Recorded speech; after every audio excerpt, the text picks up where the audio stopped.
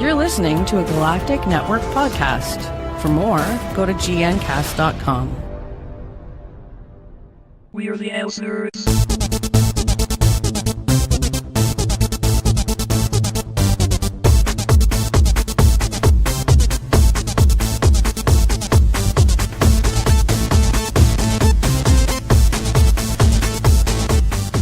Hello and welcome to ElseNerds, a production of Galactic Network. I'm Gregor Sprague, and joining me is Corey Scott. And real quick before we get started, for all info on this show, including show notes and subscription links, go to ElseNerds.com. And for the other Galactic Network programs, go on over to gncast.com. And as a warning, we tend to shoot our mouths off without thinking, so we will both spoil things and swear liberally. You have been warned. Being on ElseNerds is kind of like being a Toys R Us kid. At this point, who knows what the fuck that means anymore? You know, it's just a sad day for everybody who ever was a child or wants to be again in the future. Not me, because I say that as a cold-hearted dick. That is my favorite Paula Abdul song. Straight up, I'm telling you. Since full disclosure, I work for their competitor, Target. It's exciting for me because, one, they're not that far, so when they do announce, like, and I see the sign store closing, I'm definitely going to go in there and be like, what toys can I get for dirt cheap and stuff like that. But then also it's like, I know a lot of the people who are like, oh, I'm looking for this, and it's mainly going to be the Funko people, because I mean, let's face it, or any of the other hard to come by things, which, by the way, I think the push for the Super Nintendo Classic has died, at least here, because in my Target we have had two this whole week that no one has came and got. So yeah, it's not really the hot ticket item right now, but still, we had up until the end of last year people asking about the NES Classic, and all that, and I'm like, no, they discontinued that back in March, or after Nintendo finally like, yeah, we can't keep up with demand. I mean, press release. This was only going to be a limited item. So, but yeah, we've had them in there. I'm like, all right, cool. I will shit my pants and I will pick it up if it goes on clearance. I don't think it will, but I'll be like, I'm going on break.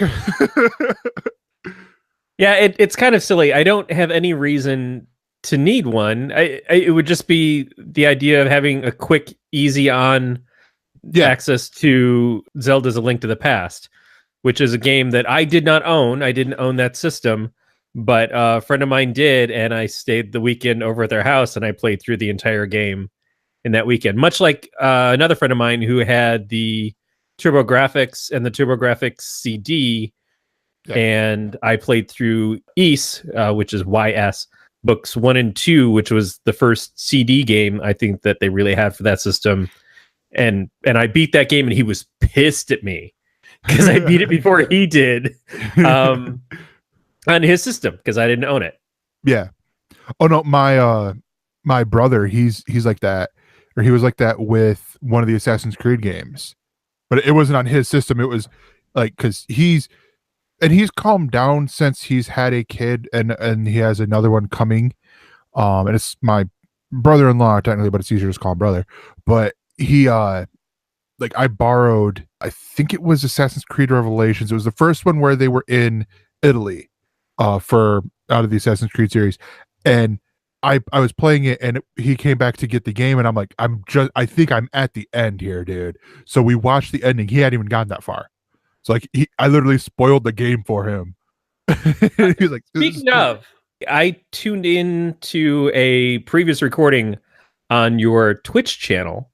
For ElseNerds listeners, Gregor has a Twitch channel, and watched you playing through some Hitman episode that I apparently own because I got it on some humble bundle, I think, a while ago. So I've got all the Hitman games from that time, at least, in this bundle.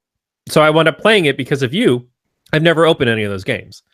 Yeah, this is like, oh, what is he doing? Oh, that looks kind of interesting. I'll give that a shot. Literally. Yeah. And I had a much easier time beating it than you did, apparently. So did you do the sniper challenge? Yes. Okay, so that one, it's just one level. I didn't know that.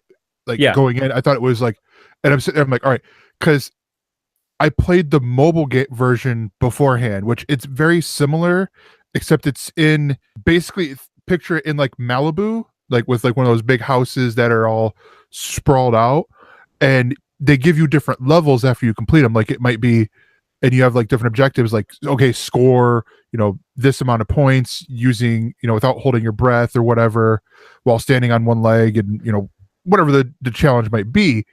The same way I masturbate. Yeah. And that's sort of what I was expecting with, oh, and by the way, should probably plug, it's twitch.tv/thatgregor. Plugging is also how I masturbate. Yes. But so that's what I was expecting. But with this one, the challenge is basically getting all the guards before you kill your target. And I think the part that threw me the most is the fact that they have the landmines there. And I'm like, and so the school kid in me just goes, and it just says there, boom, and you see burning charred guy, and I'm like, oh, that's great. I want to do that again. I want to do oh, they're leaving. Fuck. Yeah, it is disappointing though that it's just one level, because it's over very fast, and then it's just repeating it over and over again, I guess, until you get the perfect score. But it hasn't caused me to open any of the other games yet. Well, I think I might be doing some more streaming here, maybe tomorrow, or if not later on this weekend, because Twitch is doing their own free games, and one of the games is a game I own on my Xbox, but it's one like, and playing it, I'm like, this is really fun, but I want to do the Twitch thing and just be like, here, watch me play this game. And it's a great storytelling game. It's called Oxenfree.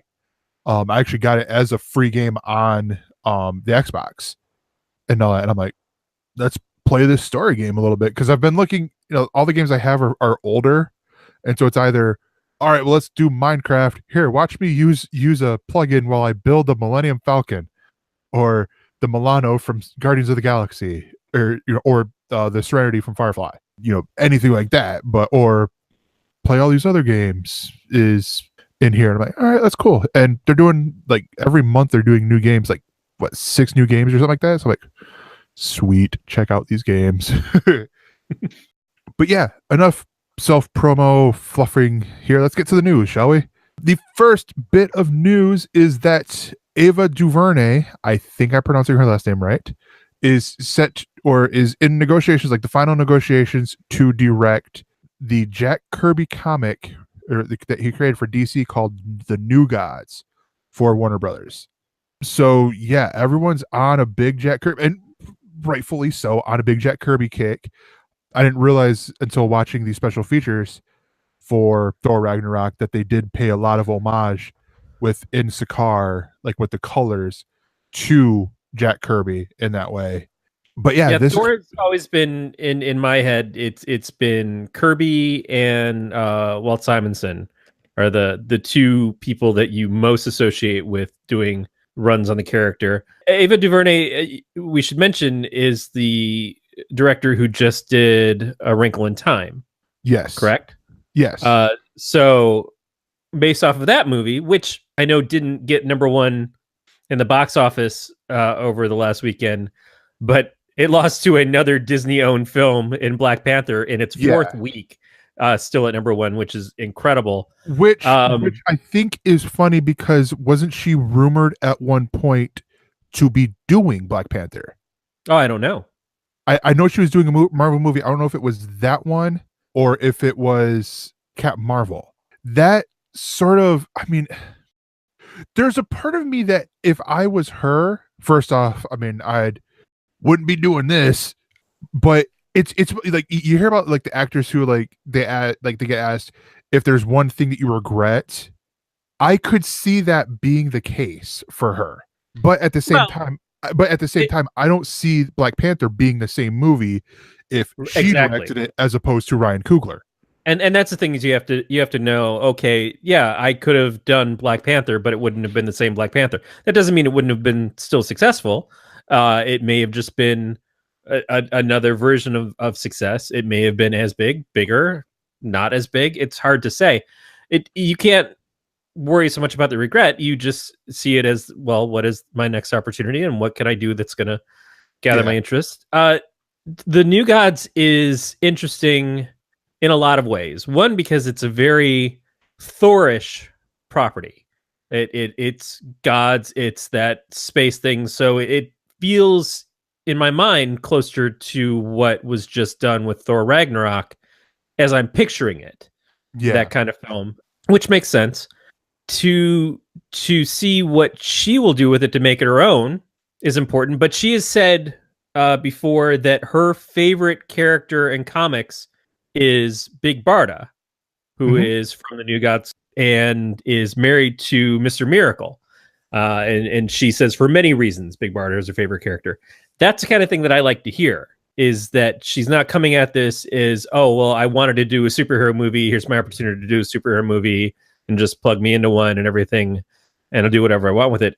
This is someone who has a genuine interest in these characters, who has a knowledge of them and probably has a vision for this going in, which frankly is still something that the DC movies, I feel, have been missing overall. Yeah. Not across the board, but in most of the cases. There's also, I guess, no word on if this is going to be connected in any way to the greater DC cinematic universe, which is probably right now good. Yeah, here's sort of the thing I'm thinking about this, because it said in here, in the article from Deadline, there's no connection to any other DC properties right now, where studio boss Toby Emmerich and his newly installed DC production president Walter Hamada are moving forward with new approach to filmmakers on their DC-based fare. What I honestly think they could do as an easier thing is just do a freaking good movie, movies based on these characters. Like Shazam, don't have it set in the, with this big connective tissue. Now it gets tricky when you get to the core Justice League characters, or even the Trinity, of Batman, Superman, Wonder Woman, because a lot of their stuff is heavily intertwined. But think about how opposite that is from what we've been saying for the last few years about DC, and in relation to the DC filmverse versus the TV DC universe. And there's going to be this Batgirl movie, but does it actually have anything to do with the Ben Affleck Batman at all? And we've been saying you need to have a tied in universe. I've complained personally about, do the shows actually tie into the movies for Marvel at this point? Is Agents of S.H.I.E.L.D. ever going to spin the other way and reconnect? Is the Defenders universe on Netflix actually going to interact with the film universe at any point in time? So it's funny to see now this opposite viewpoint of just make a good movie and don't worry about tying it in, which I don't disagree with you on, but I feel like it's cheapening out because we're just so desperate for them to do some multiple good DC movies at this point, instead of just having the one success. I say success by my opinion, not by financial success. Obviously, while not what people wanted to see, Man of Steel, Batman v Superman, Justice League were all successful. Suicide Squad was successful, to some degree, and I don't want to harp on it and not be honest at the same time. Yeah, because you're right. It is weird, but I guess because this is where I see, if they were to do these movies. Okay, I watched a YouTube video earlier today about it's from a wrestling YouTube channel, and it was talking about how the Undertaker streak should have ended, and it's like they did it in this beautiful way of, well, let's open up a wormhole here and look at this universe, and then finally they get to this one, and I'm like, actually, that makes a lot of sense. So this is going to be me doing a little bit of that, opening up, because this is how honestly I would have done the DC side of things, the DC movie franchise. If we're I would almost do like they have done in the beginning, make some different changes, not have Zack Snyder direct the first 3 fucking movies, not because he's a bad director, but to copy what works over at Marvel, to put it in a cheap way, of getting other directors to get other tastes in. And actually, I probably would have had Zack Snyder do the Justice League movie, not do Superman and then do Batman versus Superman, but have him be the DC Joss Whedon here. Yeah, So- but so you get- to be fair, Snyder really was telling a continuing story of his Superman character. And since Justice League wound up out of his hands eventually, we never really did see where he was continuing it into. But it all was kind of one story from him. They didn't have him direct Wonder Woman other than having his hands in the final act of it, which is apparent when you're watching it, and to me, kind of the biggest shortcoming of the film. But again, I don't want to pick on him. It's just like it's very jarring when you see that happen. Suicide Squad, same thing. They got someone else to direct it. They had Snyder's involvement in a Joss Whedon-esque type of thing. I don't think that that's not what they did. It's just that they went all in so much with him from the beginning. Yeah. That nothing else really felt as impactful as what his presence was in those films and in that universe until Wonder Woman became a runaway hit. Yeah, but then, and here, so I'm going to continue down this thing here of where you get, so you get the directors who have different visions on these type of characters. Basically, you do not the Justice League, but the Trinity. So you do Wonder Woman, Batman, Superman with their own movies, but there's these little Easter egg things, not full on blatantly like, oh, they're all in the same universe. Meanwhile, while we're doing that, we also have the, to a degree, lesser characters, the Flashes, Aquamans, Green Lanterns, all these other movies that they're announcing, the new gods, and have them in these, just as movies, like, hey, we're doing these movies. They're these great ideas. And then if all of them succeed, like if the Shazam movie succeeds, well then, hey, guess who's going to be appearing in Justice League 2? Shazam. And who's going to be the villain? Well, it's going to be The Rock playing Black Adam and stuff like that, to where you get that way, to where it's, because there's enough stuff that you could do with these properties to make them separate, but tie them in if need be. Right. And that's the problem, is that the main line through the DC Universe films have been all stemming from Superman to then Superman versus Batman with Wonder Woman, and then to Justice League. So and it's honestly, when you look at Ant-Man, when you look at Black Panther, when you look at the first movie for each of the individual Avenger characters, they don't have each other to rely on. They all tell their own stories, but you get those little bits of flavor in there that make you go, oh, this is part of a bigger universe. And then they take that as the foundation and they build something else. And that DC, unfortunately, seemed to do it backwards, which has been a complaint from the beginning. But that's neither here nor there. The only thing that I do have to say, though, is that in Justice League, we were given this doorway into what was supposed to be the new gods. We were supposed to be seeing Darkseid. Steppenwolf and the Mother Boxes were supposed to be leading into that. So for them to be talking about doing a new gods movie and then saying, yeah, but it doesn't really have anything to do with the stuff that we were going to do with Justice League, which I can understand. Step back from that. It wasn't done in the film anyways, but it was very obvious that that's where they were trying to go, at least in Snyder's original vision.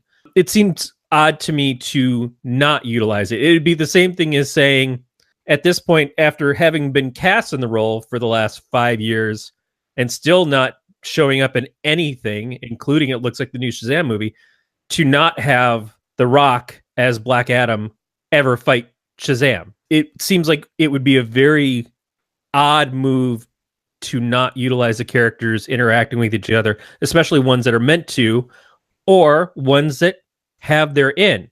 The other thing about Justice League, though, is, like, do you remember all the posters that said Unite the Seven? Like, I'm not the greatest mathematician in the world, but who was number fucking 7? Wait, was it Alfred? Was it the box? Yeah, all the posters for originally in the Justice League were Unite the Seven, and we never got a 7. Not the 7 C's. Yeah, I don't even know that fucking Aquaman ever made it into salt water in that movie. It seemed like Atlantis was about 20 feet deep, which is deeper than the script. I feel like there's a lot of... I'm just saying, give me the Zack Snyder's cut. No, I'm not saying that at all. But it does seem like there was another Justice League movie that was supposed to happen, and none of it ever paid off in the way that it was supposed to in the theater. And that's part of the problem. So now they have to second guess every single thing. Oh, we're going to do a New Gods movie. Oh, they're still talking about doing a Booster Gold movie. Yeah, sure. It's all vaporware. True. And then on the other side here, because I mean, and also to move it forward a little bit, we got some casting news on the Wonder Woman sequel, and that is Kristen Wiig is set to play Cheetah. I would assume as the villain in this. There's some other details that have come up here with this, that the Wonder Woman sequel will be set during the Cold War 1980s. Well, by the way, no, we're talking about DC, so she's not the villain. She's the little impish sidekick, like the Orko to Wonder Woman's He-Man. I do not remember the female Orko from She-Ra, otherwise I would have used that as an example, but she was just as annoying. I find it interesting that they cast Kristen Wiig, not because she's a bad actor or anything like that, but because this is a left turn for her, role wise. I mean, she hasn't done strictly like comedy roles, but she's done more independent roles in a lot of things. She's done a lot of independent films. She's done dark comedies, even something that's strictly comedy in the way that Bridesmaids is. There's still an emotional depth to the depression that her character goes through in that. Yeah. Which I like Kristen Wiig a lot. I think that she can be incredibly funny when she wants to be funny. I think she's naturally funny. I think she's also naturally multi-talented. When you see her doing the dance portion of the Sia performance on SNL, when you see her writing things and doing other things that do feel like they're against her type. But the problem is we've only known her mostly from being introduced as Saturday Night Live alum and going from that to doing other comedy work, but her not as well publicized stuff, she's not concentrating strictly on comedy. And she left Saturday Night Live at a very high point when she could have stuck around a lot longer and just gone on to do nothing but comedies, doing Paul Feig stuff. I feel that she's very brave in the choices that she's made because she could have just a very easy career of doing similar things. I'm not going to knock Melissa McCarthy. Melissa McCarthy's roles have all had a very comedic bent. Like, I haven't seen her go and do a drama really, other than being on Gilmore Girls or whatever. So, like, and that's what Kristen Wiig could have done, but she didn't. It's still, I have bad memories of utilizing female characters and then giving them a female villain, and that female villain being very hammy. But then a lot of the male villains in male superhero movies have been very hammy throughout time. Like if you go back to the Supergirl movie from the 80s with Helen Slater, the villain characters in that were way over the top, silly in a lot of ways. But then so was Lex Luthor, played by Hackman. So it's not fair to only judge female characters from that. But when you see that they're choosing somebody who does do comedy so well and so naturally, and you hear that she's going to be the villain in what was a sequel to a pretty serious movie and a well-done movie, you wonder, what was the inspiration there? What are they looking for taking this direction? Now, I remember Cheetah from the Super Friends cartoons, Challenge of the Super Friends, more specifically, growing up. And looking at the animation of that character, I can definitely see Kristen Wiig playing that version of that character, which was in the 70s and 80s, which is kind of awesome. I don't know that that's the direction they're going to go. But already, this being taking place during the Cold War in the 80s gives it a nostalgia vibe, which is in itself inherently silly in feeling. Without seeing what they're actually going to do with it, it conjures things in my head of like, well, the 80s really do look silly now. That's why the Goldbergs is such a great representation of it, because it's unbelievable the shit that we thought was okay back in the 80s. Yeah. And I can only say it's because we're all really hungry, waiting for trickle-down economics to give us food. I'm hopeful in this because, again, the people who made the first Wonder Woman movie are the people making the second Wonder Woman movie. It may have been a fluke, or it may have been they know exactly what the fuck they're doing, and this could be absolutely fantastic. And I would rather lean towards giving credit and believing in them for what they've accomplished than pissing all over it because I can't imagine it being another way than it is in my head right now. And No, even in my this- head, that's not a bad flick. It's just a very different flick from what I Yeah. see from the first Wonder Woman. No, this isn't me pissing all over the fact Oh, that I'm the not movie- saying you are. Yeah. I'm saying I could. Yeah, it's because I mean I look at this and honestly it seems weird because Kristen Wiig has mainly done comedies. Like I look back at like Jim Carrey or Robin Williams where they did these other movies that were more dramas and it didn't really work the way that they wanted it to at times. Sometimes it did. Like Robin Williams, you can't take away from Good Morning Vietnam, which was both a comedy and very heavy drama. Yeah. You have him in Good Will Hunting. Oh Like yeah. nobody would ever say that he couldn't do serious acting, but people for a long time saw Robin Williams and expected him to be one way.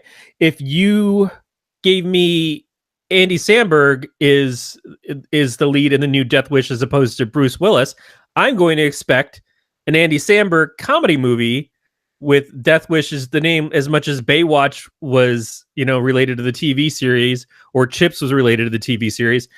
But then at the same time, we've got Bill Hader is going to be playing a hitman on an HBO series. And again, you think Bill Hader, comedically a genius, to me, one of the funniest people around. So in my head, I know what the show is. But is that all that it is? And is that all that he's capable of? He's probably capable of a lot more than what I've expected from him. And I feel like this is the same thing, is that just because you start in comedy doesn't mean that's all you can do. And it may not be the thing that you should necessarily do forever. And that's not what I'm saying. I'm saying, I don't want, because I look at, I think it was Robin Williams' first, like his first couple serious roles, people were like, oh no, that was horrible. And this is going to be one of her first, more serious roles. Certainly the most high profile of her. Well, yeah, of her definitely serious the roles. most high profile of it. And so I don't want this to be a setback for her, because I mean, with what I've seen, like for example, the Skeleton Twins movie, some of the serious parts that she's doing in there, she is great at. Like I know she can do the drama as well as the comedy. I don't know why I said those like I was the old, but my other question is, who do you think they would have her play? Would she be Priscilla Rich, the first Cheetah that William Moulton Marston created? Would she be Deborah Domain, which sounds like a dominatrix name? Which really is more towards Marston's creating. yeah. The Bronze Age Cheetah, or would she be the popular, current one of Barbara Ann Minerva? Because that is the question. Or does she transfer? Is she like an amalgam of the three, like what you get in some of the other movies where they have to combine characters to make something that all makes sense? Basically, who gets credit for creating her? Is it? Do we feel like seeing a half woman, half cat person up on screen, is that going to is it going to take away from the agency of the Wonder Woman character that we got that was fighting in a very real war scenario to now, like, she fights a woman who's part cat? That's the thing. And the whole part of Wonder Woman that took me out of the film was the giant fucking Ares thing that looks like every DC film villain at the end, where it's just the ridiculousness of like, I have to beat up this thing that's like towering over everybody else and is in front of a fucking major green screen and is all digital. That removed me from what was otherwise a very intensely heartfelt film in a lot of ways. Or is she Cheetah in the fact that it's the character who we know is Cheetah in the comics, but isn't actually doing things like Cheetah in the comics? It's like Whiplash never really was Whiplash in Iron Man 2, and that's a horrible example anyways, but it's like Baron Zemo in Civil War was nothing like the Baron Zemo in the comics at all. Was You're just right, basically you're right. like He wasn't friends with spike. Cap. Right. He was a spy kid with a fucking vendetta against the Avengers. And that's it. I mean, one of the ways, honestly, because this is the way I would see doing it, would be you have so this is set in the 80s. You go either with her as like she's on the Russian side, or she's on the other side. But I would almost say it would be better to go with her as the archaeologist. With the what was it, DC Rebirth, they did this arc where Cheetah was Barbara, where she was Dr. Minerva again, and Wonder Woman was sitting there trying to save her from going back to the Cheetah as this whole other entity inside her and all that stuff. I sort of like that a little bit more than what's as a story, because there's a lot of great storytelling things that I could see them pulling here for the movie. I don't know, I'm not a writer like at all. I'm an idea guy, if anything. So I mean, I could see them pulling stuff like that and it being really cool so that's where I would probably lean more towards the Dr. Barbara and Minerva, just because I mean we could see some really good a good dichotomy to the character. Yeah. To where it's not just I'm a bad guy. I mean girl. Yeah, you definitely don't want it to head towards the direction of the Halle Berry Catwoman movie. Yeah. Which is a legitimate worry. It's not a legitimate worry for the people who made the first Wonder Woman movie, but it is a legitimate worry for superhero movies in the past and them going towards that sort of thing. It's the real world feel of superheroes, which is strange. We're talking about people who have bullets bounce off of them, can fly, that live in fucking space and everything. Yet there's just a solid bit of reality in that somehow brings it all together. And that's what we want, is we want something that doesn't go over the top silly. Although there are times when I think that's okay. If they do that with Shazam's a character where I want that. Shazam's a character where I want it to be as much for kids, if not more so than it is for grown-ups. Shazam's a character that I want to see embrace things like the talking worm and Tawny Tiger and all the weird things that Shazam has had over the years, and a fucking wizard that calls forth the names of the gods and just uses their first initials to make a magic word. I want everything that I loved about Captain Marvel and Shazam as a kid to be in that movie. I don't have a problem with it if it somehow then still crosses over with the rest of the DC film universe, as long as they can be true to what that is and be true to whatever the rest of the DC film universe is supposed to be. But it feels like Wonder Woman has already established a feeling of what her films are in the first one. And you can definitely go off script with that, because look at, again, Thor 3, very different from the first two films. Well, but then again, you can honestly say the same thing with Thor and Thor: The Dark World. Well, yeah. I mean, I didn't feel like they were similar enough. It almost felt too repetitive to the first one. Yeah. But if you look at Captain America, the First Avenger versus the Winter Soldier, huge change up in those movies. Well, I say that because no Thor movie has been directed by the same guy twice. True. Absolutely true. Yeah, which, I mean, leads us to our next story here. Thank you for the segue there, Corey. Because Thor Ragnarok director Taika Waititi has a new project.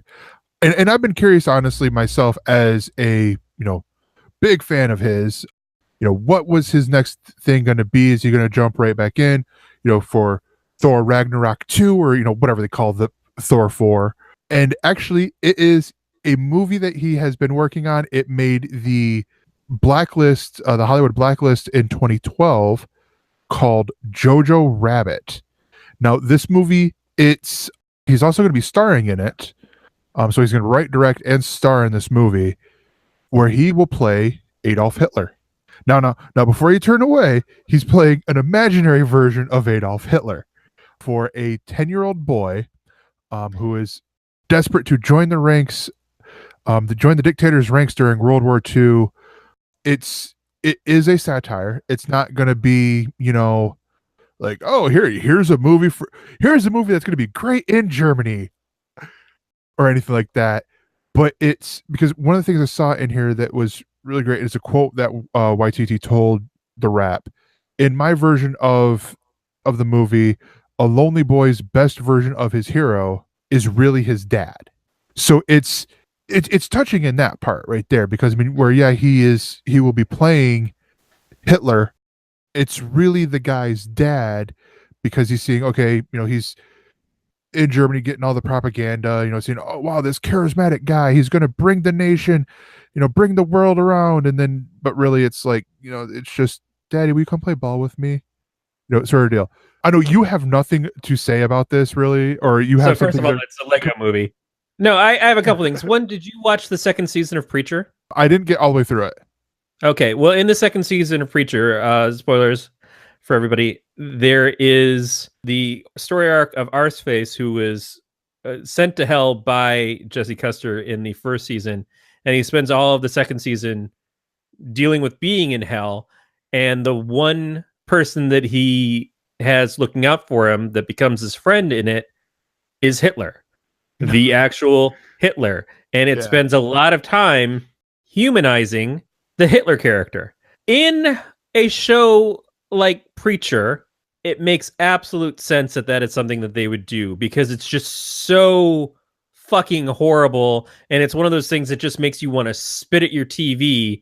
Like, don't humanize the most horrible fucking person that ever lived to modern societies. I mean, there's been other atrocities throughout history. Yeah, I'm talking about you, Madonna. But it just, I'm not talking about Madonna. Well, anything past Material Girl. But my point is, Preacher's a show that can get away with that. I don't know if it really can get away with that. And I feel like the political climate, at least in America right now, we were getting a show briefly from the makers of Game of Thrones that was an alternate history where slavery never got abolished. And I'm sure that was going to have a lot of commentary about why slavery was awful and how we have mistreated African Americans throughout time and continue to today. And it was going to show parallels. I'm positive that's what they were going to go for. But just the idea of that show got people up in arms, got people pissed, got it taken off. Like, that show went the fuck away. Yeah. Probably never be seen again. Well, Trump's America, maybe. But my point is that this is not right. And I don't want to say anything about Taika Waititi, and his idea is probably very genuine, and I'm sure it could be very cute. I just don't really feel like it's gonna fly here. Well, maybe where he's from in New Zealand, they're a little wacky. I like Flight of the Conchords, but I know what he's going for. I know what he's going for. It's not the real Hitler. He's not a good person. But we were talking about a kid who looks up to Hitler and then creates a fantasy Hitler in his head. It's my fucking Hitler the Pooh is what it is. And you know what?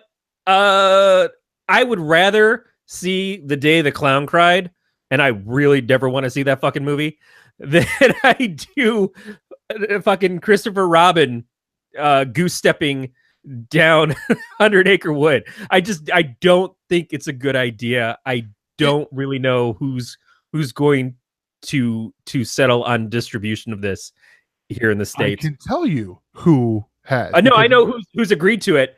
I think they're gonna fucking lose it. I think it's gonna be a good old bomb. Because here's the thing here, and this is, again, you're right, it could end up falling out, but it has been purchased back in December, I believe it was purchased by Fox Searchlight, which this is on track right now to be one of the first movies released from Fox Searchlight under new ownership. I was really close with Hitler the Pooh, wasn't I? Yes, you were. And so, it could be, that could play a factor into it, but I want to read you the synopsis of the first version of Jojo Rabbit, which was the one that was released or was in the 2012 blacklist. And it goes like this: after being severely hurt by a grenade at a Hitler youth camp, a prideful and nationalistic 10-year-old boy discovers that his mother is hiding a 15-year-old Jewish girl in their house. That to me sounds like there could be more trouble to it than the other one. And it says this, and it gives the whole thing. Jojo Rabbit, by Taika Waititi, Thor Ragnarok, Hunt for Wilder People, blends his signature humor, pathos, and deeply compelling characters in a World War II satire about a 10-year-old boy who, ridiculed by his peers and misunderstood by his mother, can't quite figure out how to fit in. As the naive young German struggles to understand his place in an incredibly fascist regime, he resorts to an imaginary friend who can offer advice and help him cope. So yeah, it's one of those things that, like, I definitely get where you're coming from, and I do think that, but I think that Taika is the right person to walk this line with his humor. And will it be a hit with everyone? No. Will there probably be backlash? Yes. But at the same time, I look at it this way. I mean, he is not glorifying Hitler. He is not glorifying what happened at all. He is taking it and looking at it from a different perspective. Right. And one of the things I want to say is that big Mel Brooks fan. Mel Brooks has done this many times throughout the years. Even little moments in like Indiana Jones when they run into Hitler and he signs their book that they're supposed to be burning. And it's the notes that Indy's dad has, his notebook and everything. And all of a sudden it's got Hitler's signature in it. It's a funny moment. You can definitely do this. Quentin Tarantino is the kind of person who would do this. So I agree. Nothing should be off limits. In a world where people understand that fiction is just fiction and satire can be satire, and in skilled hands, something like this can absolutely be done. But I just wonder if right now the world is really actually able to accept it. I understand that people are like supporting him and they know that he's got a good vision, but just from the description, it sounds to me like something that is going to just get roundly attacked for good reason or no reason. And people are just going to want to see this go away. Now, Corey, are you telling me that people on the internet are going to attack something for no reason whatsoever? It's not like Zack Snyder's directing it. No, when provided with evidence that shows "quote unquote" wrongdoing, when they look at the full footage of a thing, they show that everything was done by the book. I'm actually talking about a specific movie that this happened to. The movie A Dog's Purpose, when that came out, there was "quote unquote" footage, but actually, no, I shouldn't say that's not the "quote unquote." There was uncut, undoctored footage. It was totally cut and doctored of a dog looking like it didn't want to do the stunt that it was, and all that stuff. But yet, here enough people just read the headlines and didn't actually watch the full unedited video where they show that no, the dog, they didn't force it in. They actually sat there and let it, get used to get used to what it had to do and all that stuff. And when it goes underwater, it only goes underwater for the split second, and then they cut and doggy comes back up. Yeah, I know the footage you're talking about. I know exactly what you mean. And I saw the angry articles about that, and I kept saying, well, that seems very, forgive me, cut and dry, because it's like, it's just showing us one moment, and that moment looks really bad, but I'm sure that there's a beginning before that and an end after that, and there's a whole bunch of footage that we're not seeing. I know, that is what the internet does, but that's exactly my point. The internet's not in the mood to get things right. It's to get outraged. This is offensive to me because of what I see in my head, not because of what you're actually doing. Yeah. And that's my point, is that it's not about if he's going to make an excellent piece of satire that is, enhancing the message of Hitler's fucking awful. Not that needs much enhancing, but it seems like these days some people might have gotten their signals crossed on that. But I look at it as he's not going to get the chance to show what his vision is. Yeah. I just don't trust the world at large to let this happen at this point. Yeah. So the last bit of news that we have is that Jon Favreau Happy Hogan from the Iron Man, the Marvel movies, last seen in Spider-Man Homecoming, packing up Stark Tower, is set to executive produce and write a live action Star Wars TV series. This is the TV series, or one of the TV series that will be on Disney's new direct-to-consumer platform. So the Disney Network, or whatever, the House of Mouse, whatever they're going to call the thing that is going to charge, hopefully, like $10. It's not going to be something super outrageous, and it's going to have stuff that's actually going to make me want to watch this, and not be like, I'm going to stick to Hulu. But he's going to be doing a live action show, and that's honestly, I'm excited for this. I've loved a lot of his work.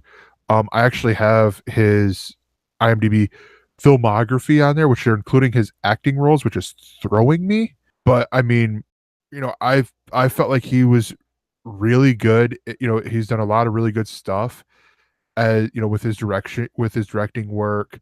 I just rewatched his pilot for About a Boy that aired on NBC, and I loved that episode. He directed I didn't even know he directed the pilot for Young Sheldon.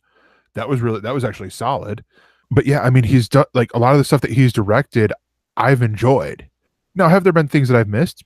Yeah, but I mean, I think this is going to be a great, him doing. Well, it's also how my entire life, essentially, I've been waiting for a Star Wars TV series, a live action Star Wars TV series. We had the Ewoks movies and the Christmas special. Those don't really count for anything, but where we're at right now, what we could get is potentially at a level of at least the early Star Wars films for how they can make the stuff look on TV. When you see what they've done with Game of Thrones and some other big budget shows, depending on how much they want to throw into this could be incredible. I haven't watched the new Star Trek series Discovery, but what I saw of the first half of the pilot that aired on CBS, it looked really good. Yeah. And that's the thing, is that I caught up on Agents of S.H.I.E.L.D. the last couple of weeks. I also watched the first half of Jessica Jones' second season the other day while I was sick. And there's still a level of TV stuff of what we see when it's superpowers, when it's extraordinary things, and it's okay. Our expectations are really high, but I grew up watching things like The Greatest American Hero. And it's pretty obvious, when they had him with his stomach on some fucking thing and he was in front of a green screen and pretend shake flying everywhere. And that was okay with me. I remember My Secret Identity with Jerry O'Connell. I put up with things, but now our tastes have gotten more sophisticated and we have a higher expectation from these things. If they meet those expectations, if they make a Star Wars TV series that builds in the universe without just copying the same shit that's happened before, actually expands it and looks comparable to what you would see in a movie, man, that is a game changer. That is seriously something that sells a fucking service from day one. And that's what Star Trek Discovery did for a lot of people, as I didn't sign up for the CBS streaming, but a lot of people did because of that show, because it's Star Trek and because it was a reasonable quality show. Now, Beat will tell you his opinions on whether or not it was good, and since I haven't watched it, I can't. But I know a lot of people who were very into it and 100% would never have signed up for CBS streaming service if not for that show. This is the show that would get, I think, even more people to sign up for a Disney service on top of everything else that they're going to wind up offering. This is like, boom, instant yes for at least the first few months, because nobody's going to want to miss this. So here's my question for you, because this sort of works in a weird, you have to connect some dots sort of way. The pilot episode for the Orville, did you like it? No. Nope. Okay, well then fuck it. You're not gonna like the show, because he directed the pilot for the Orville. Yeah, but my problem with the show wasn't the direction. Yeah, it was the writing. It was definitely the writing. Yeah. So I mean, okay. So probably a bad example, but So if you liked the direction part of it, you'll probably like. But then again, it's not questioning his direction on it because it looked great. But I mean, Yeah. how much of that is effects and everything else? The costumes, the sets, it all adds up to a lot of different things. No, this is Jon Favreau is to me a very good filmmaker and someone that I've liked as an actor for a long time. Someone as I like who interviews people about filmmaking and things. I've watched his shows. When he had that series where he was talking to people in Hollywood and stuff. I like Jon Favreau a lot. Yeah. And I think he's a very capable director, writer, everything. I don't have a question about his ability to do good storytelling. But this is really way, way more about it being Star Wars. Yeah. True. That's it. And at a point in time when we could be getting really fucking burnt out on Star Wars, just like we should be really fucking burnt out on superhero movies. Mm-hmm. And we'll have to see what Solo does coming up. And by the time this comes out, probably episode 9 will have already happened. So we could be at a point where Star Wars is less endearing to the fans. But I don't know. We made it through the prequels. Yeah. So here's what I think will save it. If it's not focused on a known character. Right. Because honestly, you look at the anime. I mean, okay, Clone Wars is the exception to it, but you look at the Clone Wars, you look at Star Wars Rebels. Both of those are now granted. Star Wars, the Clone Wars, it focused in on Obi-Wan and Anakin, but it focused a lot more on Ahsoka, which is the one character that I think that it could be about that would actually be a benefit as opposed to a hindrance. Yeah, and then Star Wars Rebels, yes, it did have Darth Vader and Princess Leia and some other characters like that in it. They were guest spots. It was not about those characters. It wasn't about the Skywalker legacy. Yeah, exactly. It was about this other the other people that we see that are just oh, this is Daniel Craig in an outfit, or this is Simon Pegg sweating his balls off inside of a creature costume. It's one of those things where you're getting these, it's filling in the stuff of the Skywalker saga, but I feel like you can go even further than that and go, fucking hell, you look at the Star Wars database and there's such a world there, a universe there that, I mean, you could tell stories and not run into another character, ever again, and all, and all that stuff. And that's the thing. I enjoyed Rogue One because it told a story that I didn't know, even though it related to a story that I very much did know. Yeah. And it finished off leading directly into that story. So in a way, what the ending is, kind of, but not 100%. But it introduced all these different characters, and it did great world building, and it wasn't a repetition.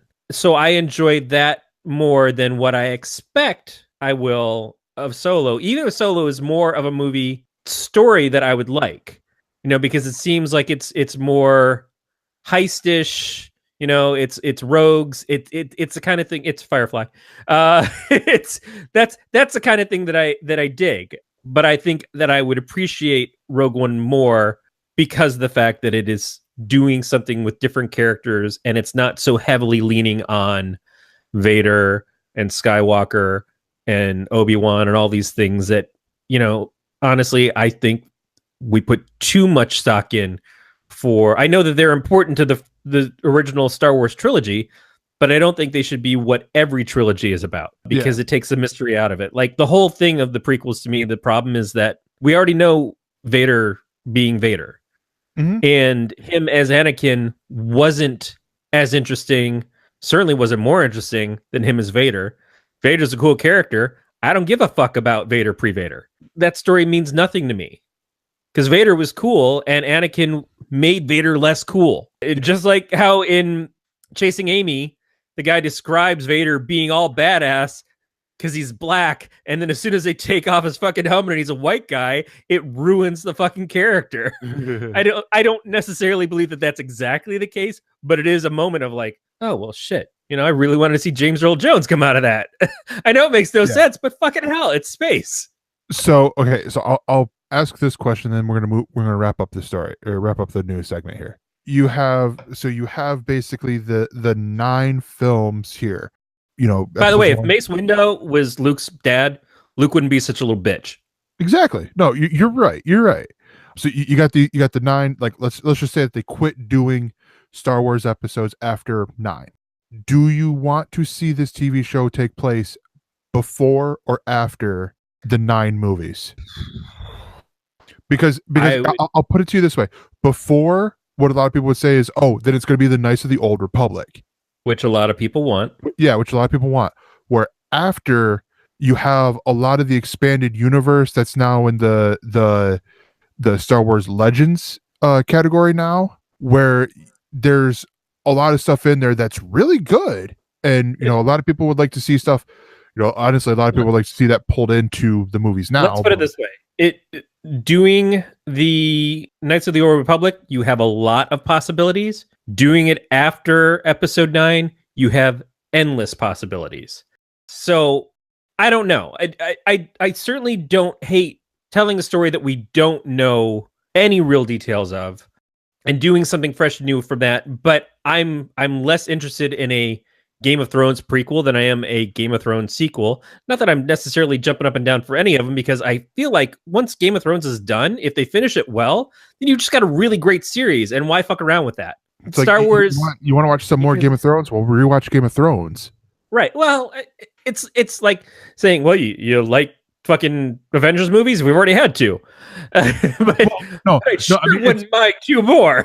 Instead of like the whole, oh, we're going to do a prequel, focus on this character for the Game of Thrones thing. Right. Yeah. And that's, if you do it good enough, with the ending, then instead of going, and George R.R. Martin finally, if ever, finishes the books, which, by the way, I love that little bit in Logan Lucky, where they actually hit on that. And they're like, man, it's bullshit. Like, the prisoners are like, their ransom demands are the final 2 books. I haven't seen Logan Lucky yet, and I was looking for it, actually. Yeah, it's dumb humor, but it's good. I rented it. I rented it on like through Google Play credit, where I rented it for $1, and that's one of the scenes as they're holding the prison guards hostage so that they could do the whole bank heist thing. It's like, we want the final 2 books. They're like, I'm sorry, but the last books have been delayed. Man, George R. R. Martin was keeping pace. I'm sorry, I'm reading from the Wikipedia page. So basically, like you're doing a podcast in this movie, because that's what I figured out. Is like, it was any deeply nerdy conversation. It's just a podcast. It's just a podcast where nobody's recording it, but that's all it is. Yeah, but no, because I'd have to agree with you. Honestly, I don't know where they could do it. They could do anywhere. I figured I'd just ask you your opinion on it. But yeah, so that's gonna do it here for the news. I'm just hoping for a Greedo love story. Exactly. Just Greedo's wife just going, that bastard shot first. My Greedo was just going to threaten him. It was empty. But yeah, that's why they don't have kids, because Greedo's been shooting first, and it's empty in bed too. She's seeing Hammerhead on the side. And that is going to do it for the news, and we will be right back. We're back, and it is time for the ElseViews. This is the section of the show where we talk about the comic books we've read, the TV shows we've watched, the video games we've played, and basically everything that's been on our nerdy little hearts that we want to talk about. So in my never-ending, never-ceasing quest to get caught up to the current week of comics, I am currently 3 weeks behind now. So I got the current week, and then I got 2 weeks behind it to get caught up on. But one of the things I did get read is the DC Comics crossover event called Milk Wars. By the way, 3 weeks behind, my favorite homoerotic adult film based off of the 50 Shades series. But yeah, so this series is the DC Young Animal imprint and the Justice League crossover, where you have the Doom Patrol. So basically there's 5, 6 books. No, 5, sorry. You have Doom Patrol and Justice League of America, Batman, and Mother Panic. I'm blanking on her name. I'm like, Gotham Girl. No, that's the chick in the beginning of one series. Cave Carson has a cybernetic eye, and Swamp Thing, which is really good. And then the Wonder Woman and Shade the Changing Girl. And then you have Justice League, Doom Patrol for the final. Wasn't there a Superman one? No, Superman. Superman didn't have one. So this is the culmination of the first year of DC's Young Animal. They hit heavily on, with Doom Patrol, like leading up to this with stuff of a thing called retcon. So what we have, because on the first issue of, with Doom Patrol Justice League of America, you have a guy who looks like an awful lot like Superman, but he's the Milkman. And he's actually called Milkman Man. Like literally Milkman, then man. But you quickly, and that issue was written by Steve Orlando and Gerard Way. The other issues afterwards were written by the Young Animals writers. So, for example, Mother Panic and Batman was written by Jody Houser. Cecil Castellucci wrote Cave Carson. And then the author of Shade, I think Shade was written by Cecil. But the writers of the Young Animal books wrote these books too. And honestly did a really great job. I mean, it's interesting at how they did this. And first off, they call it on Comixology the event of the year, but the two end books really capture the whole story. The three middle books are not really filler, but it explains how things sort of happened. With Wonder Woman breaking out of retcon and Batman breaking out of retcon and Cave Carson setting up the whole thing with the three books in the middle. Really, really, really great. I definitely love this idea of doing this just because of the fact that it wrapped up so much stuff to where I haven't seen solicitations for, well, I haven't looked that hard, but I haven't heard anything about Doom Patrol. Like after this, they talked about all the other stuff coming up from DC's Young Animal with Eternity Girl and Shade the Changing Woman, and Cave Carson has an Interstellar Eye and Eternity Girl. But I'm like, wait a minute, where's Doom Patrol? This honestly was a great wrap up to Doom Patrol. Because beforehand, to play spoiler here a little bit, retcon, they're trying to sell off Earth to some other, some interstellar being who is going to buy it so that they can then eat it. But they want to get rid of those pesky heroes. So they Pleasantville the shit out of this planet through their milk called retcon, brought to you by their hero, Milkman Man. Because they realize, all these heroes have basically, if you get the three, actually, if you get the two, Batman and Wonder Woman, you then have all the other heroes because they're just iterations of Batman or Wonder Woman. But Superman is his own thing. We can't get him, but we have this thing that is nothing. And it is, I'm blanking on her name, the girl with the silver or the gold leg in Doom Patrol that you follow throughout all of the Doom Patrol on here. It's her kid that she has that just goes away or something. It sort of gets retconned. He becomes Milkman Man, and hilarity ensues from there as they're fighting and all that stuff. Really well done. The art and stuff is great throughout this whole thing. I mean, because it's just across the board, and it's hard to explain because the three middle books are such just short stories. I mean, like single solitary issues that, I mean, if you read them by themselves, yes, it would throw everything off. But at the same time, you could literally read the Doom Patrol Justice League of America book and then Justice League Doom Patrol book and be good. Like you just miss a lot of great writing in between. And honestly, what's really stuck out to me, the art for Shade the Changing Girl and Wonder Woman, because they call Wonder Woman Wonder Wife. So it's, the whole 50s, Beaver's mom from Leave It to Beaver, where she's like, clean clean house is a good, is a good thing. We got to keep it clean for our love, Steve, and all that. And they have Shade, the changing girl, split up as the emotions, and you're following Happy, or Hap as she's called, as she's starting to get memories and see how things really are. And it's cool because you get this almost like the artist on Aquaman right now, or just finished up on Aquaman. I cannot pronounce his last name, but I know what you're talking about. He's a great artist. Yeah, it's almost like as good as his art in the beginning, and then we get where Shade is taking over. So you're getting the blue, the multicolored spots all over the place, to where it's like, it's revealing reality and all that, and just this great, how it begins to how it ends, this whole change in things. But yeah, gosh, every single issue was really good. One of the only events that I actually know of that I can say it was great from start to finish, even though and it's sort of a cop out because of the fact that how I just said that you can read the beginning and end books and not really need the 3 middle books, but it's one of those where it does save a lot of the fighting for the final book. But that's because they even when they give you the continued next in the first book, they say it's continued next in the final book, but you can find out more in these other 3 and all that. And they were released week after week after week. They were released the past starting 2 weeks ago, the past 5 weeks before that. But yeah, it's so good, just excellent stuff. And I was holding off on Milk Wars because I wanted to wait for everything and then read it all at once. But yeah, so that is my nerding out. Corey, you got something you want to share?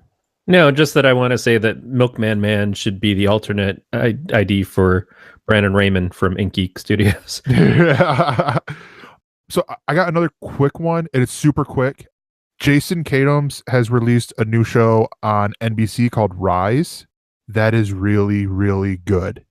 Stars Josh Radnor from How I Met Your Mother, and the girl who plays Moana. She's in here as well.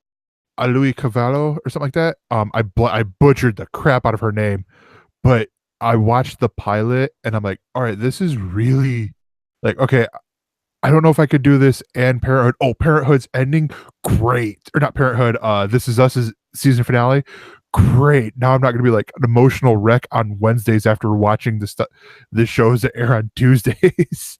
But yeah, Rise on NBC, probably other places around the world. I don't know because I don't live around the world. But yeah, that is it for the Else News or ElseViews. We will be right back. And we are back with the ElseWords. This is the big discussion topic point. And I brought to the table a question. And this is based on the fact that we hear in the news in the world of comics that, this writer or artist has signed exclusively to DC or has signed exclusively to Marvel. We had that with Brian Michael Bendis leaving Marvel, where he had been, there for the past, 15 years? Or was it 17? It was like either 15 or 17. It's hard for me to remember now. It's been a long time. Yeah, he's been there forever. And then going to DC. And then Chip Zdarsky signing exclusively to Marvel. Do you that was the latest one that came out this week, was that he signed to Marvel. And with Zdarsky, he has a other book that is not at Marvel. He has Sex Criminals that he works on over at Image. And I think he has other stuff, but I just haven't found it yet. So the question is, do you think... Well, he was doing Archie for a while too, correct? Yeah, he was doing Jughead. Jughead, that's right. But then Mark Waid took over, and now it's a lot of Mark Waid doing stuff because the Betty and Veronica book only lasted 3 issues because the dude took his sweet ass time. Was it Adam Hughes? Yes. Yeah, everybody would have figured. Adam Hughes' art is beautiful. It is awe-strikingly gorgeous. He is not a fast artist. It's not unusual to have some of the most sought after artists being incredibly slow because they're so meticulous in what they're doing. But then you have people who are just fucking nailing it out of the park every fucking issue, like a Derek Robertson or somebody who can do issue after issue after issue, be on time, be early, do special projects at the same time. Yeah. So it's an unfortunate side effect that some artists are particularly slow. Yeah. And that's why I often value the idea that hasn't really picked up yet of doing graphic novels or stories, have it all done before it's solicited. Yeah. But be that as it may, you got some Adam Hughes doing Betty Veronica. That's nothing to sneeze at. Yeah.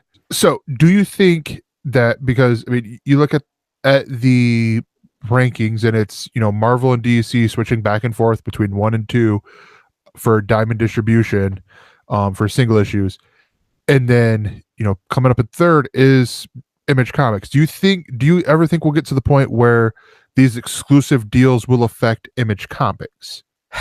Image particularly, I don't think so, in the sense that right now we're talking about people going to Image to do creator-owned work.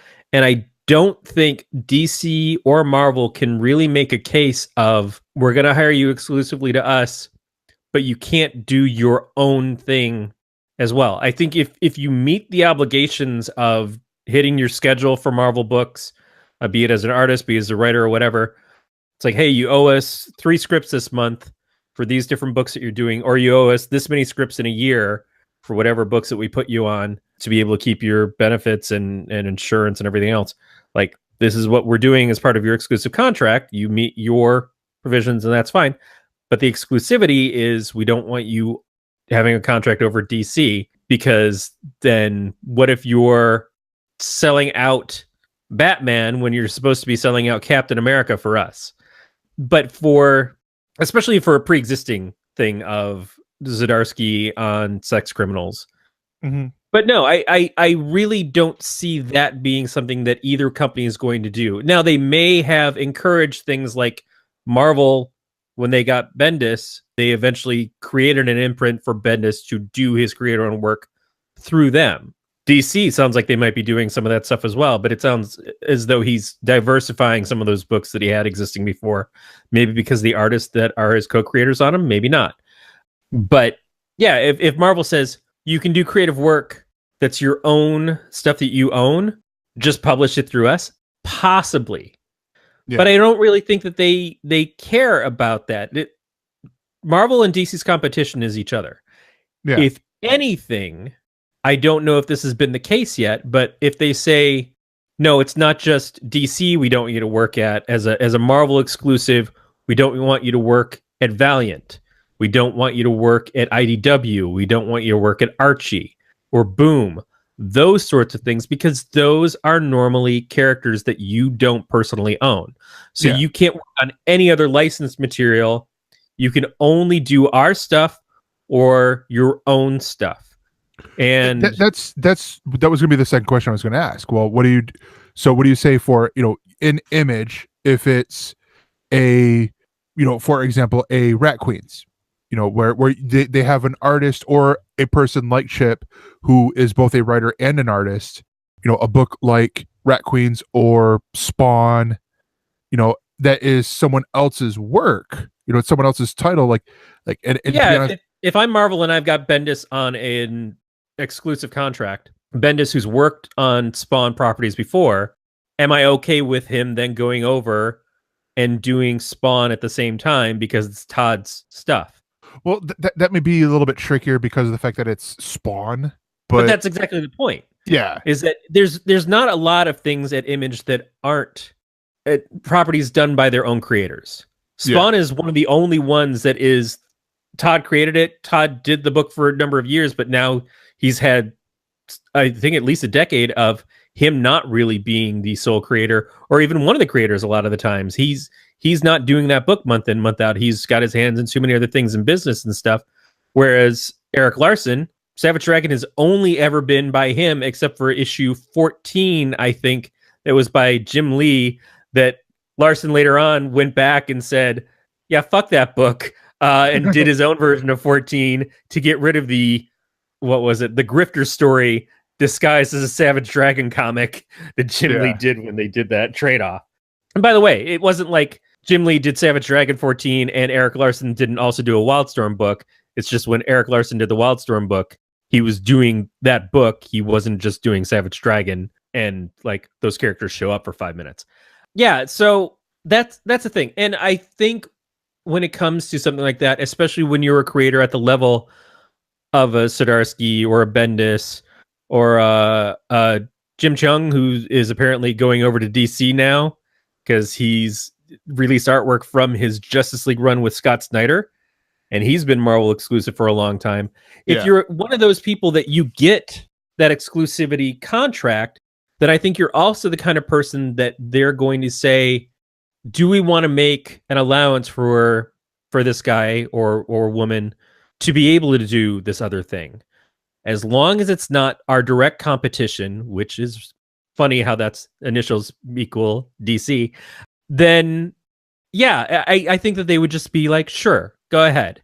You know, it doesn't get in the way of you hitting your deadlines for us. Do the Atomic Robo story. Do the whatever. You know, I think that that's something that they would be like, we don't care about that. You know what we care about. You know, behind closed doors, we don't want you fucking writing Superman right now. We want you writing Spider-Man, and that's it. And that's the benefit of being a freelancer, is that you can go to anywhere. The disadvantage is that you don't get a lot of the other benefits. Like when Marvel wasn't having Kelly Sue DeConnick go to their retreats, and they said it was because she wasn't an exclusive creator, but they had other people who weren't exclusive creators going to their retreats, which is kind of shitty. But that is at least an excuse of, you know, we're looking at the people who are the pillars for our creative future right now, and these are the ones that we know we've got guaranteed to work on our books for a certain period of time, so they're the ones who get involved in this. I don't see Image in the idea of it being creator-owned stuff, which is not to say that Marvel and DC don't see Image as a threat. They are the third biggest comic company in America, and a lot of their successes are really not successes of the company so much as successes of the creators. Do you think? Okay, so do you think they look at DC more, or not DC, at Image more as sort of like the minor leagues?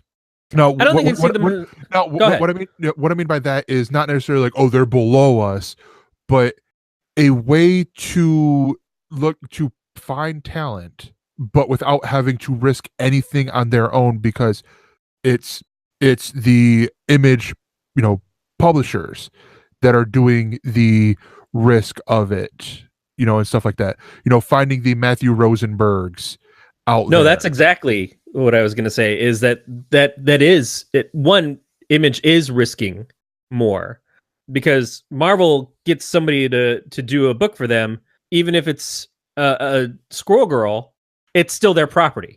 Yeah. You know, and they can take you off of that book the next month because you're not doing what they think you should on it. You're not hitting the sales. It's not garnering their interest. They'll give you a new #1 in 3 months anyways because it's fucking Marvel. But Image, they put in and they launch a Rat Queens, and then shit goes wrong with one of the creators on the book, and it disappears off the shelves when it should be doing really well. They've made an investment in that book to get it out there, and it's detrimental to them to lose that creator or to have those hiccups happen. And the other part of it is, you're absolutely right, is that Marvel and DC look at the people who are putting out books at Image and say, shit, that guy over there is doing a really good job with his creator-owned book. We should get him on our book. You know, I think he would do a really incredible job with Green Lantern. So how do we pull him away? And you don't pull him away by saying, yeah, stop doing your creator-owned thing, the thing that you can sell and make real money on. Just because you're getting a steady paycheck from us, we're not going to cut you off from being able to, you know, go big Hollywood motherfucker and sell the rights to whatever this is. You know, they got to understand, and they do, I think, that for a lot of creators, it's far more lucrative to do their own thing than to work at these other companies. But these other companies are a very good stepping stone to getting your name recognition out there, so that people say, wow, I really like this writer over here. Oh, and he's doing some creator-owned stuff now too. Like that, Kirkman did that. Kirkman was doing Invincible and doing The Walking Dead and was doing fine. But then he went over to Marvel, and Marvel got his name into a lot of other stuff. He did Marvel Zombies, you know, created that franchise for them.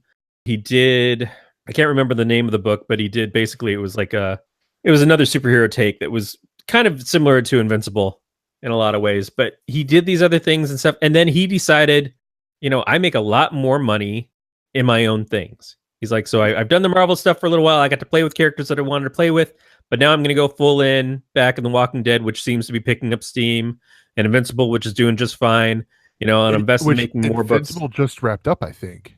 Yeah, just now. But I mean, this was years ago. This was 10 years ago or whatever that he was doing this. Same thing with Brian K. Vaughan. Mm-hmm. Brian K. Vaughan got well known doing things like Runaways at Marvel, doing Why the Last Man and Ex Machina at DC, but obviously making a far different impact with things like Saga and Image, and controls it so that if Saga gets optioned, he and Fiona get to reap the benefits of that themselves. They don't write what is essentially a script for the next Thor movie, and get mentioned in the credits, but that's about it. Yeah. Now, do you think Brian K. Vaughan is the last one to work at both DC and Marvel at the same time? Because I don't know if he was. Because I don't even remember if it was at the same time, but didn't Why the Last Man come out at the same time as Runaways? I think Why the Last Man was still running when Runaways came out. He might have still been doing the book, but it had been out for a few years before. But yeah, and I don't think he was the last one either. I think it's just that a lot of the people that we see, again, aren't exclusive, but they're also not the big names that are getting the attention. No, actually, I think the last one was Charles Soule. Yeah. Because he was doing Red Lanterns at DC. Isn't Taylor doing stuff at both companies? No, yeah. So, I mean, it's I guess it's not as weird to see people doing, both things. Because I think Sam Humphries was doing both a little bit too. But it just, I mean, because honestly, I brought up the question because I'm sitting here thinking, it's like I'm seeing into the future where, Disney and Warner Brothers realize that these comic book worlds are going to be a lot bigger than what they think they're going to be. And then we have this, where they're like, all right, well, we want them working here and we want them giving us new ideas and stuff like that. So, it was me sort of picturing them going, all right, you can't create anything new over at Image or work for, like, I figured the exclusive thing might include like the others that aren't creator owned publishers, like the IDWs and all that stuff. But yeah, Valiant would be like the next step, I think. Yeah. If you're saying, oh, well, I'm doing Iron Man, but I'm also doing Exo Manowar. Yeah. Then people are going to see the parallels. And could your run of Iron Man, if it's considered really good, boost Exo Manowar to give Valiant that next step up the ladder to get more recognition? And it's like, hey, I'm liking this Exo. Hey, what's this guy over here, this Bloodshot? Oh, I hear Vin Diesel is going to be playing him in a movie. Well, that's stupid, but I'll still check out the book because I'm here. That's just, I'm teasing, but oh yeah, I do agree with you that is the next step. I just don't think that they see them as competition yet, and that's part of the problem, because for creators, the best thing that they could hope for is to have multiple choices, multiple outlets to do work. When publishers go away or publishers don't succeed and we're stuck with this duopoly essentially of Marvel and DC, that's not good for anybody, because what if you have a bad relationship with an editor over at DC so you can only work at Marvel to pay your bills, but it's not where your heart is, and it turns out one day you get on somebody's last nerve at Marvel too, for whatever reason, and then you've got neither place that you can work at, John Byrne. It's just kind of like, that's bullshit. That was John Byrne's fault all the way. But it is just kind of like, fuck. It's a two-party system. It's a goddamn two-party system, and Image is the independent. It's the Green Party, and I guess Valiant's libertarians. I see a point in time where we're so hungry for new content to be pulled into.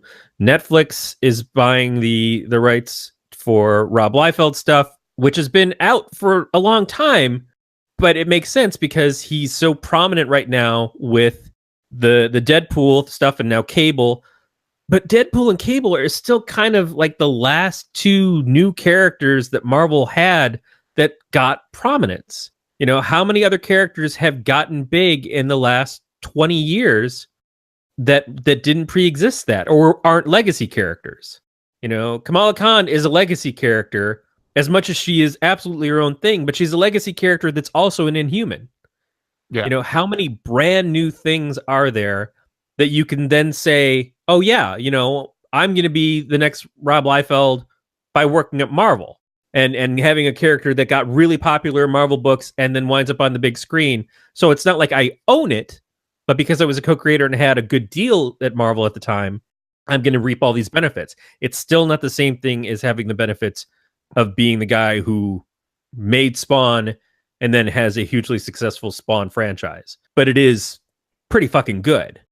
I don't know. I think that there's, at this point in time, I'm just glad to see artists getting good deals, artists and writers. But I also feel that there's a lot of underserved people, and I still think of Marvel and DC as like the fast food restaurants of the comics world. Not because that they don't do quality stuff or are incapable of quality stuff, but this is my first job out of college. This is where I cut my teeth. Yeah. You know, in the old days, it was like you'll do backup stories, you'll do like a weird kind of Inferior 5 book or something, and now it's like those things are the shit that Grant Morrison comes in and says, I want to do an Inferior 5 comic. I want to do Miracle Man, but not the Miracle Man that people know. I want to do the other Miracle Man. I want to do these things, and it's like, well, shit, you know, that's the stuff that the new guy's supposed to do. So he can come up and then work his way up to doing a Teen Titans issue and then making his way over to doing a run on Aquaman for a couple of years to finally move up into the Batman seat. So it sucks that it's just like this back and forth between these 20 big names that are like, oh, well, Bendis went over here this week, and that's a huge cut to Marvel. Well, Marvel's going to take this other person and move them over there. It's like, we need to have diversity of creators. We need to have room for the next generation of creators. Yeah. And that's why I think you graduate out. Mm-hmm. Like, yeah, I did Spider-Man for this many years. I did X-Men for a few years. And now I'm going to go over and do Superman because that's exciting to me right now. But obviously, the long term is that I'm going to do my own stuff. You know, who wants to work for these companies forever? I think Jeff Johns kind of does. I think Jeff Johns loves the DC universe so much that I don't feel like he feels he's missing out by not doing creator-owned stuff. But he's also benefited from it in such a way that his job has changed in so many different ways. Yeah. I mean, I definitely think like it's like, well, but to be honest, I thought it would have been the same thing with John Romita Jr. too. You know, I mean, like where, you know, they got so high up at, you know, DC or Marvel, like, you know, it's like the Jeff Johns or the starts with a Q over at Marvel. Joe Quesada, that's it. Where it's like, you know, they're just so ingrained, you know, on the editorial side of things to where it's like, well, yeah, I don't see them moving. And it would be like, honestly, I'll say it this way, it'll be a shock to see, you know, Jeff Johns stepping down from DC going over to Marvel, or Joe Quesada stepping down at Marvel going over to DC. Well, stuff like that. Do you know the history of Quesada? A little bit, but not a whole lot. So Quesada really broke into the world of like the being well known, doing sort of Azrael, and then introducing the Azrael as Batman art and character and stuff like that. I don't know that he's a creator of the character so much, but the Azrael costume, I think, is one of the coolest costumes from the 90s, and just in general is one of my favorite costumes. Not Azrael Batman, but Azrael himself from the sort of Azrael miniseries that leads into that, the John Paul Valley character. Quesada and Palmiotti, Jimmy Palmiotti, they were partners, they were best friends, they did pretty much everything together. They wound up creating their own comic company called Event Comics, and they did a comic book called Ash, which was based off of a firefighter who gets superpowers. And they did, I think it was, if I remember the number correctly, I think it was 21 Brides maybe it's 99 Brides. I don't remember. And then they did Painkiller Jane. So they did these 3 series in their own comic universe. Painkiller Jane became a TV series. Yeah, I remember Painkiller Jane. Yeah, and then they went over to Marvel because Marvel around the same time that Rob Liefeld and Jim Lee spun off the Heroes Reborn universe stuff with Iron Man, Captain America, the Avengers, and Thor, or Fantastic Four. I'm sorry. When they did that, the Marvel Knights thing happened, and the Marvel Knights thing was Quesada and Palmiotti were basically coming in as editors and creators to take some of the Marvel characters that weren't selling well, like Daredevil and Punisher and a couple other ones. And Quesada and Palmiotti did the Daredevil run with Kevin Smith first, and then they brought in Brian Michael Bendis to write the book later. And it was because of how successful they were with Marvel Knights that Quesada moved up into the position of being made editor-in-chief eventually, and from essentially being one of the editors of the Marvel Knights imprint. Palmiotti, on the other hand, wound up leaving and going over to DC and working there with his wife, but also with Justin Gray and everything. So it was weird to see that split happen. And I don't know any rumors if there were bad blood or anything between them, but Palmiotti's been at DC pretty much ever since.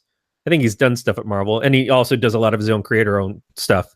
And Quesada essentially stopped doing much of the creative stuff as he had to go deeper and deeper into being editor-in-chief and then whatever his position is now at Marvel. But that's exactly it. Is like when you get to a certain point, it's like being a teacher in a high school and working till you get tenure, but the only step up that you can really do is getting to be vice principal, working on the board of education, that kind of things.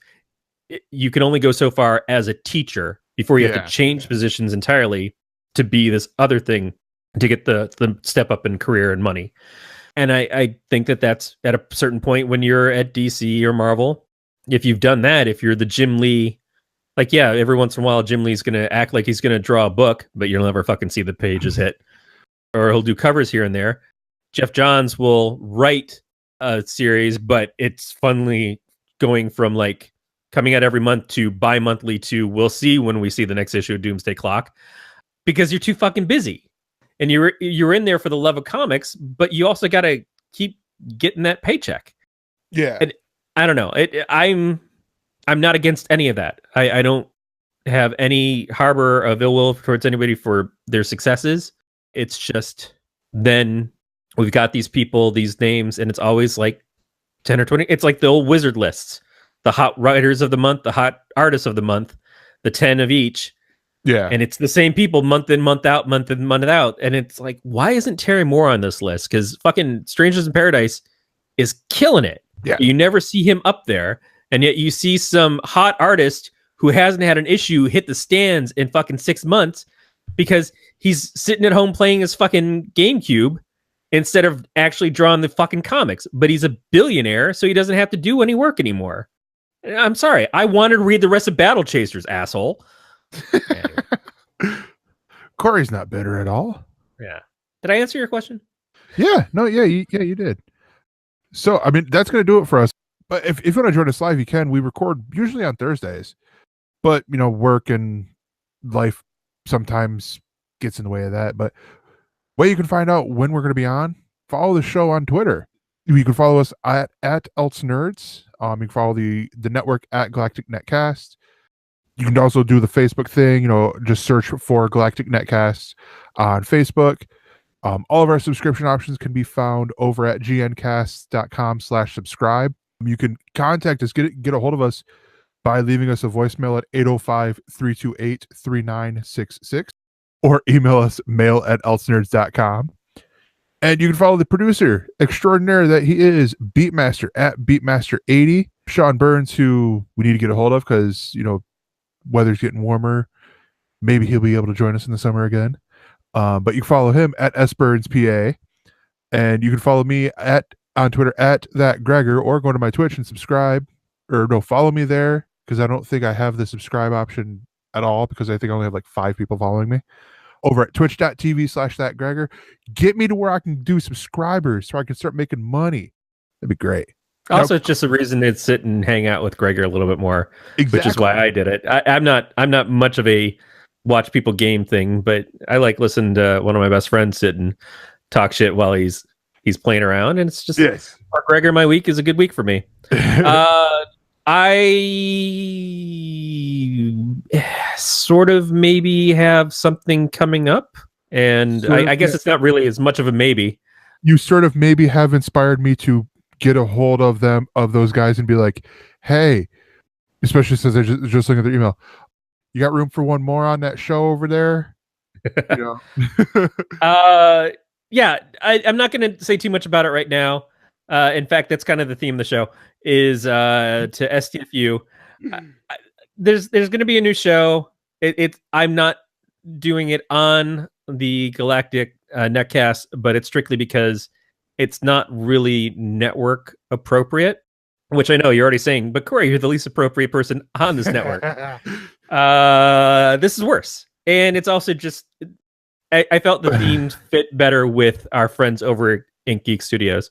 So in the next couple of weeks, I'll talk about it a little bit more, where you'll be able to find it. But if you want to know more, you can go follow Ink Geeks on Twitch and watch their other shows. Mind of a Geek, All Geeked Up, Indie Case Files, all great stuff. And join them actually this Saturday for Mind of a Geek with their guest is Harold Silvestri. Yeah, because I mean I'm looking right here at the email. So that's the thing is if you want to know more about what I've got going on, keep your ears open. Be sure to follow Ink Geek Studios over at Twitch at twitch.tv/InkedGeekStudios. And the final thing to be said is this has been a Don't Tell Glenn production. We will see you next week. Or another show.